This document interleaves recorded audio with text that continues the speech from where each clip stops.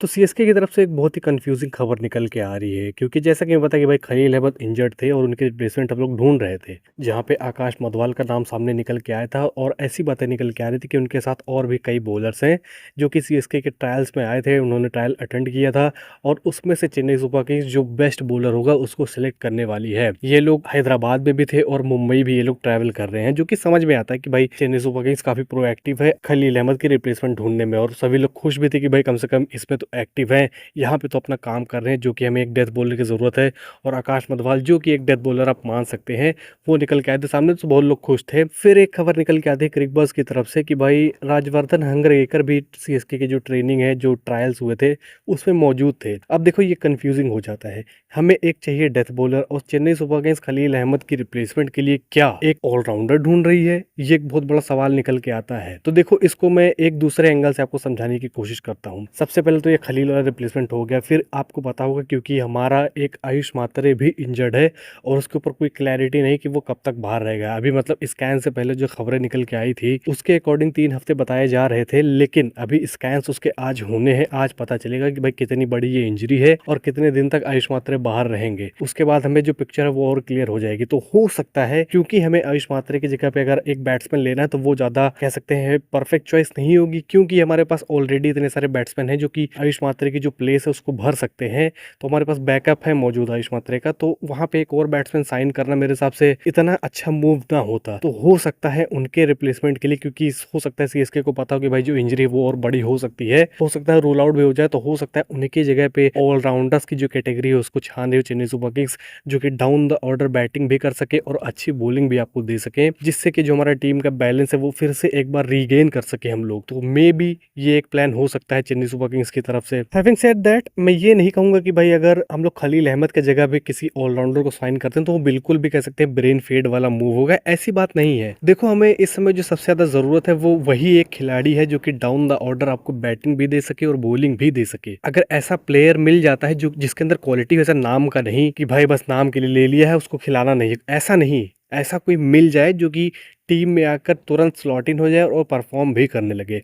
अगर ऐसा कोई प्लेयर हम लोग साइन कर लेते हैं खलील अहमद की जगह भी, तो भी मैं इतना मतलब नाखुश नहीं रहूंगा। लेकिन अभी भी मेरी प्रायोरिटी जो रहेगी खलील अहमद का रिप्लेसमेंट वो डेथ बॉलर ही रहेगा। लेकिन अगर ऑलराउंडर भी आ जाता तो मैं दुखी नहीं होऊंगा। तो मे भी ये जो कंफ्यूजन निकल के आ रही फैंस के बीच में कि भाई ऑलराउंडर वहां पे क्या कर रहा है, तो ये प्लान हो सकता है चेन्नई सुपर किंग्स का। आपका इसके ऊपर क्या सोचना है प्लीज मुझे कॉमेंट सेक्शन में जरूर बताइएगा। अब हम लोग आगे बढ़ते हैं, बात कर लेते हैं कि भाई आयुष मात्रे को रिप्लेस कौन करने वाला है चेन्नई सुपर किंग्स पे। ये $1 मिलियन क्वेश्चन बनते जा रहा है धीरे धीरे, क्योंकि बहुत सारे फैंस के ओपिनियंस जो है वो डिवाइडेड है। कोई कह रहा है उर्विल पटेल को लेकर आओ, कोई कह रहा है कार्तिक शर्मा को लेकर आओ, और कुछ लोग कह रहे हैं कि भाई प्रशांत वीर को भी आप ला सकते हैं। तो चलिए बात करते हैं कि कौन बेस्ट रह सकता है इस पोजीशन में। तो जैसा कि मैं बता कि भाई आयुष मात्रे नंबर 3 पर आते थे और पावर प्ले को मैक्सिमाइज करने का काम करते थे। अब इन जगहों पे कौन कौन खेल सकता है, चलिए सबसे पहले उसके बारे में बात करते हैं। सबसे जो कह सकते हैं लाइक टू लाइक रिप्लेसमेंट आपका हो सकता है वो है उर्विल पटेल। उनको लेकर आइए, वो भी वही सेम काम करके देंगे जो आयुष मात्रे करते थे। हो सकता है इतना कंसिस्टेंटली ना करके दें, हो सकता है मैचेस में वो ज्यादा फेल हो, लेकिन ये जो फायर पावर है वो डेफिनेटली उर्विल पटेल के अंदर है, वो प्रोवाइड आपको कर सकते हैं। दूसरा ऑप्शन आपके पास है, क्योंकि सरफराज खान ने इस मैच में सिर्फ ओपन और नंबर 3 पे ही खेला है, तो आप उनको ऊपर शिफ्ट कर सकते हैं। और अगर आप उनको ऊपर शिफ्ट करते हैं तो ब्रेविस और दुबे के लिए भी अपॉर्चुनिटीज आ जाएंगे कि भाई उनको भी आप ऊपर खिला सकते हैं। सरफराज को भेजिए नंबर 3 पे, नंबर 4 पे आप दुबे को भेज सकते हैं, क्योंकि अपेरेंटली उनका एक एक्सक्यूज बन गया कि भाई अगर आप उनको ऊपर नहीं खिलाएंगे तो वो नहीं चलेंगे।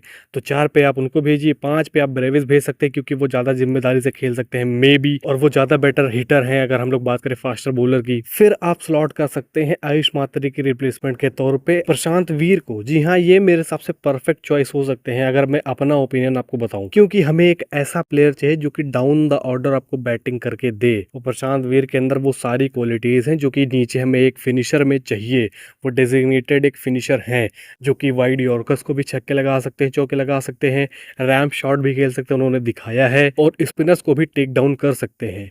तो अगर इस तरीके से चेन्नई सुपर किंग्स सोच रही है, तो मेरे हिसाब से ये एक परफेक्ट प्लानिंग हो सकती है कि भाई सरफराज खान जो कि मतलब काफी शानदार तरीके से एक्सेलरेट कर सकते हैं पावर प्ले में, हमें सबको पता है। और इससे दो फायदे और आपको मिलते हैं, जो कि ब्रेविस और दुबे का अपोजिशन ऊपर हो जाएगा, वहीं पे आपको एक डाउन द ऑर्डर हिटर मिल जाएगा जो कि डेथ में बैटिंग कर सकता है, या फिर सरफराज खान को ऊपर शिफ्ट करके कार्तिक शर्मा को नंबर 4 पे आप खिला सकते हैं। ये 3 ऑप्शन चेन्नई सुपर किंग्स के पास अवेलेबल है। देखो मेरा पर्सनल चॉइस मैंने आपको बता दिया कि मैं प्रशांत वीर के साथ जाऊंगा अगर मुझे सेलेक्ट करना हो। हालांकि आई लव उर्विल, मैं उनको भी देखना चाहता हूं, लेकिन अगर आप देखें, अगर आप अपना जो फैन फेवरेट अगर आप हटा कर देखें, अगर आप टीम के पर्सपेक्टिव से देखें, तो ये जो बातें मैंने आपको बोली है प्रशांत वीर को लेकर, सरफराज को नंबर 3 पे खिलाने को लेकर, वो ज्यादा सेंस बनाएंगे अगर आप उसको डीपली सोचोगे। अगर आप देखोगे चेन्नई सुपर किंग्स क्या लैक कर रही है, उसे किस चीज की जरूरत है, तो प्रशांत वीर ज्यादा सेंस बनाते हैं। अब ये मेरा सोचना है, आपका क्या सोचना है इस पूरे मैटर पे? आप किसे देखना चाहते हैं? मुझे पता है बहुत सारे लोग उर्विल को देखना चाहते हैं, तो प्लीज कमेंट सेक्शन में बताइए कि भाई किस कॉम्बिनेशन के साथ आप जाना चाहते हैं। फिर हम लोग आगे बढ़ते हैं, बात कर लेते हैं एम एस धोनी के बारे में एक बार फिर से, क्योंकि चेन्नई सुपर किंग्स ने ऑफिशियली एक स्टेटमेंट रिलीज करी कि हंसी उसमें बात कर रहे थे, जैसे कि मैंने आपको दिन की वीडियो में कल बताया था कि भाई ऐसी ऐसी बातें उन्होंने करी हैं।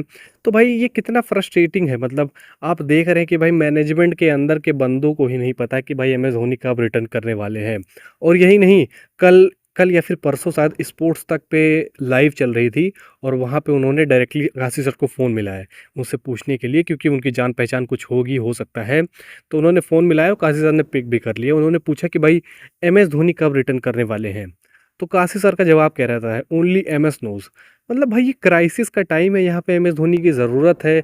यहाँ पे आप ये ऑरा वाला जो बात आप कह रहे हैं कि भाई एम एस धोनी जो चाहेंगे वो करेंगे, वो नहीं सूट करता है।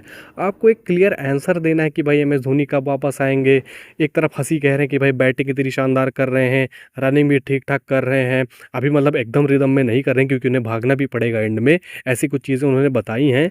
लेकिन कह रहे हैं वो काफ़ी शानदार तरीके से रिकवर कर रहे हैं। सेम चीज़ फ्लेमिंग भी कह रहे हैं, लेकिन एम एस धोनी खेलने को तैयार नहीं है। काशी सर से सवाल पूछा जाता तो कहते हैं ओनली एम एस नोज। ये मतलब कोई स्टेटमेंट हुई? आप खुद ही बताइए, मतलब ये कहाँ से, मतलब ये प्रोफेशनल स्टेटमेंट है? मुझे तो समझ में नहीं आ रहा है क्या चल रहा है चेन्नई सुपर किंग्स के साथ। मैं तो बहुत ही ज़्यादा फ्रस्ट्रेट हो गया हूँ ये एम एस धोनी की सागा को लेकर। इतनी सारी इंजरीज हो रही हैं, किसी को किसी की रोल क्लैरिटी के बारे में नहीं पता है। हमारा कोच कह रहा है कि हमें फिनिशर की ज़रूरत नहीं है। तो भाई मैं बहुत ज़्यादा फ्रस्ट्रेट हो गया हूँ। अब मैं चाहता हूँ कि मैं 2-3 दिन ऑफ लूँ और मुंबई इंडियंस वाले मैच के दिन लौटूँ, क्योंकि भाई मैं बहुत ज़्यादा फ्रस्ट्रेट हो गया हूँ। आप बताइए इस पूरे सागा के ऊपर आप मतलब कितना फ्रस्ट्रेट हुए हैं? आप क्या सोचते हैं? आप किसे देखना चाहते हैं? कब आए एम एस धोनी, कब रिटर्न करें, कैसे वो आ सकते हैं? प्लीज़ मुझे कमेंट सेक्शन में बताइएगा, अपने थॉट्स आप लिखिए। हालांकि मैं इस समय रिप्लाई नहीं कर पा रहा हूँ कमेंट सेक्शन, क्योंकि मैं बहुत ज़्यादा बिजी हूँ। मतलब इस समय मेरे पास बहुत ज़्यादा काम आ गया है, मेरी तबीयत भी नहीं सही थी, इसी वजह से मैं रिप्लाई नहीं कर पा रहा हूँ। तो उसके लिए मैं सॉरी मांगना चाहता हूँ सभी से। बाकी आप अपने प्लीज़ कमेंट सेक्शन में थॉट्स लिखिएगा। तो चलिए फिर, होपफुली आपको ये वीडियो पसंद आई होगी, होपफुली आपके लिए इन्फॉर्मेटिव रही होगी। चेन्नई सुपर किंग्स से रिलेटेड हम लोग ऐसे ही कंटेंट बनाते रहते, तो प्लीज़ लाइक ज़रूर करिएगा अगर आपको अच्छी लगी। और हाँ, ऐसी ही वीडियोस के लिए शेयर भी करिए, सब्सक्राइब भी करिए सभी सीएसके फैंस के साथ। और आपको टेलीग्राम का भी लिंक डिस्क्रिप्शन और कमेंट बॉक्स में मिल जाएगा, कहीं से भी आप ज्वाइन कर सकते हैं। वहाँ पे भी बहुत सारे इन्फॉर्मेटिव चीज़ें आती हैं, आप इंटरैक्ट भी कर सकते हैं, तो प्लीज़ जाके ज्वाइन करिए। तो चलिए फिर मिलते हैं आपसे अगली वीडियो में, तब तक के लिए बाय।